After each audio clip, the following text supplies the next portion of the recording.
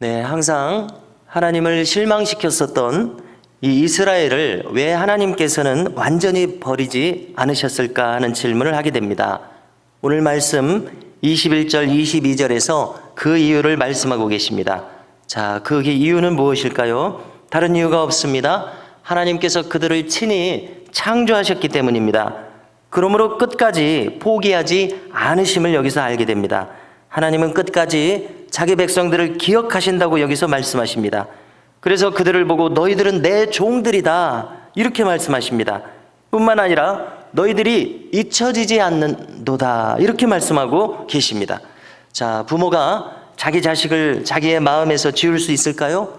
결코 지울 수 없을 것입니다. 마찬가지로 하나님께서도 자신이 친히 창조하신 자기의 백성 이스라엘을 그들이 아무리 완악했었다 하더라도 그들을 결코 잊으실 수가 없다고 여기서 말씀하십니다. 여기서 우리는 하나님께서 우리들에 대해서도 그런 마음이시겠구나 하는 것을 깨닫게 됩니다. 22절을 보니까요, 내가 내 허물을 빽빽한 구름같이 내 죄를 안개같이 없이 하였으니 너는 내게로 돌아오라 내가 너를 구속하였음이니라. 아멘. 이렇게 말씀하십니다. 자, 그런데 너를 용서해 주겠고 구속하시겠다고 말씀하시는데 아무런 조건 없이 이스라엘 백성들을 그냥 막 회복시키실 수는 없습니다. 단 한 가지 조건이 있습니다. 그것은 그들이 하나님께 돌아와야 된다는 것입니다. 회개하고 돌아온다면, 여기 지금 내게로 돌아오라 이렇게 말씀하시는 것은 회개하고 돌아오라는 얘기 아닙니까? 돌아온다면 그 죄를 완전히 도말해 주시겠다고 방금 말씀하신 것입니다. 자, 우리가 가만히 생각해 보면 전능하신 하나님이심에도 불구하고 하나님께서 못하시는 것이 하나 있습니다. 그것은 무엇인가 하면은 회개하지 않는 자를 구원하실 수는 없으십니다. 왜 못하십니까? 하나님의 속성과 성품에 위배되기 때문입니다. 하나님은 자기 자신에 거슬러서는 어떤 일들은 못하십니다. 그것은 바로 회개하지 않는 자를 구원하시는 일입니다. 그러므로 저 이스라엘 백성들은 하나님께 돌아와야 합니다. 이미 용서해 주실 마음을 가지고 계시기 때문에 이 하나님께 그들이 돌아온다면 하나님께서는 그들을 반드시 용서해 주십니다. 여기 빽빽한 구름같이 죄를 보이지 않게 하시겠다고 하십니다. 그들을 다시 회복시키고자 하시는 간절한 마음을 가지신 이 하나님께 돌아와야 됩니다. 자, 그런데 이제 장차 그들을 회복시키실 때 천하만상에 어떤 일이 있겠다고 말씀하시냐면요, 그 이어지는 구절을 보니까 천하만상은 이 하나님의 구원하시는 역사에 대해서 찬양하게 될 것이다 이렇게 말씀하십니다. 땅과 하늘이 찬양하고 산들과 숲들이 찬양할 것입니다. 하나님께서 하신 일에 대해서 이 피조물인 천하만상이 하나님을 찬양하실 것이다 이렇게 말씀해 주십니다. 자, 그러므로 25절에서는 또 무엇을 말씀하시냐면은 그렇기 때문에 너희들은 우상들을 신경 쓰지 말라고 하십니다. 왜냐하면 이 우상의 점술가들의 예측은 다 빗나갈 것이기 때문에 그렇습니다. 아무런 능력이 없다는 것입니다. 아무리 위세가 등등한 것처럼 보여도 우상이 할 수 있는 것은 아무것도 없습니다. 그렇지만 하나님께서는 어떻게 자신의 일을 하시느냐? 하나님의 종들을 세우셔서 일을 하십니다. 하나님의 종들을 세우셔서 그들이 하는 말에 신뢰를 덧붙여 주십니다. 그리고 그 종들이 하는 일에 이제 먹었던 계획들이 성취되게 하십니다. 이것이 바로 하나님께서 일하시는 방식이라고 여기서 밝혀주십니다. 자기를 경외하는 종들을 곳곳에서 일으키실 것입니다. 이스라엘 백성들 가운데서도 곳곳에서 일으키실 것입니다. 그래서 이 일을 하십니다. 그것을 성취하게 하셨어요. 오늘날도 마찬가지입니다. 자기를 경외하는 하나님의 종들을 곳곳에서 일으키시는 것입니다.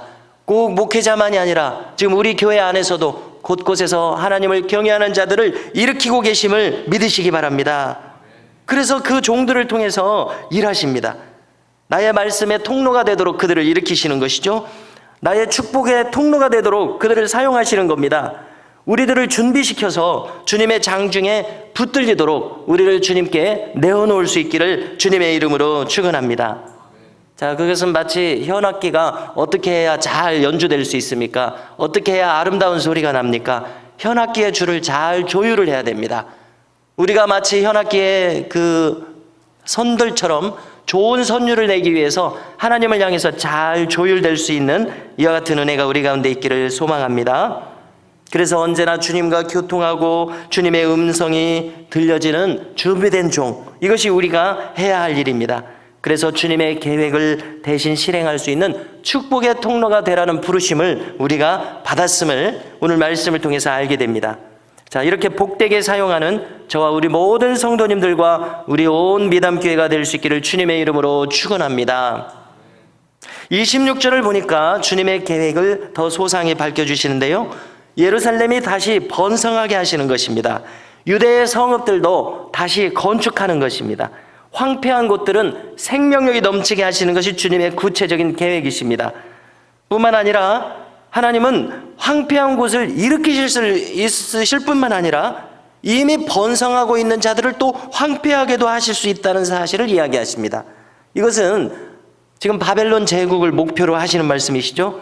깊이 흐르고 있는 물을 말라버리게 하시겠다고 이야기하시는데요, 이것은 바벨론을 대상으로 하시는 말씀입니다. 바벨론을 심판하시겠다고 이야기하시는 겁니다. 그래서 하나님께서는 이사야 선지자를 통해서 이 일을 실행할 놀라운 예언을 말씀해 주시는데요, 28절을 보니까 이제 하나님의 이 계획을 실행할 자를 일으킬 것이니 바로 그 자가 고레스라고 이야기하십니다. 여러분, 여기서 사실 우리가 너무나 놀라야 됩니다. 왜냐하면 이사야 선지자의 시대로부터 약 150년에서 200년 앞에 있어질 그 바사왕의 원년 왕의 이름 고레스를 얘기하셨기 때문에 그렇습니다. 우리는 여기서 이제 놀라야 되는데요, 자, 다시 한번 거론해 보는 것은요, 100년, 1000년, 몇천 년 단위로 앞날을 예언하시는 하나님께서 어찌 고작 200년 내에 있을 인물의 이름도 이야기를 못 하시겠냐는 겁니다. 주님은 정확히 고레스라는 인물을 일으키실 것을 여기서 말씀하고 계십니다. 그리고 정녕 주님의 예언대로 바사왕 고레스가 일어나서 전광석화와 같이, 말하자면 번갯불처럼 강성해진 다음 이미 강성해져 있는 저 바벨론을 순식간에, 짧은 시간에 무너뜨리게 되고 맙니다. 자, 28절에 보니까 고레스에 대해서 더 자세하게 이야기하십니다. 그를 향해서 그는 내 목자라, 그가 나의 모든 기쁨을 성취하리라 하며, 예루살렘에 대하여는 이르기를 중건되리라 하며, 성전에 대하여는 내 기초가 놓여지리라 하는 자니라 라고 고레스에 대해서 무슨 일을 할 것인가를 이야기하십니다. 그리고 이 말씀대로 실제로 고레스는 예루살렘 성전을 건축을 명하는 조서를 발표합니다. 자, 그것은 우리가 성경에서 찾아볼 수 있는데요, 에스라서 1장 2절에 있습니다. 자, 제가 읽어드리겠습니다. 바사왕 고레스는 말하노니 하늘의 하나님 여호와께서 세상 모든 나라를 내게 주셨고 나에게 명령하사 유다 예루살렘에 성전을 건축하라 하셨나니 이스라엘의 하나님은 참 신이시라, 이렇게 말하는 대목이 나옵니다. 자, 이 내용도 참 놀랍습니다. 어느 대목이 놀랍느냐면요, 고레스 왕 자신의 입으로 여호와 하나님께서 참 신이라고 지금 이 엄청난 제국의 공문서, 이 공식 문서인 왕의 조서에 이렇게까지 이야기하고 있다는 사실입니다. 자, 과연 45장, 오늘 말씀 45장 1절에서 3절에서 말씀하시는 대로입니다. 1절에서 3절까지 말씀하신 것을 요약하면은요, 하나님께서는 고레스를 일으키셔서 그를 승승장구하게 하십니다. 그렇게 승승장구하게 하시니까 고레스에게 무슨 일이 일어나냐면, 그가 여호와 하나님께서 참 하나님이신 것을 깨닫게 된다, 이렇게 이야기하고 있습니다. 성도 여러분, 이처럼 하나님께서는 자신이 계획하신 대로, 구체적으로 계획하신 그대로 실행하심을 알 수가 있습니다. 이스라엘을 회복시키시는 것, 그 도구로 고레스라는 이 바사왕, 이방왕을 일으키실 것을 말씀하신 그대로 150년, 200년 후에 실행하시는 것입니다. 주전 550년경에 이루어지는 일들이죠. 성도 여러분, 우리도 이처럼 하나님의 계획 안에 들어와 있을 수 있기를 바랍니다.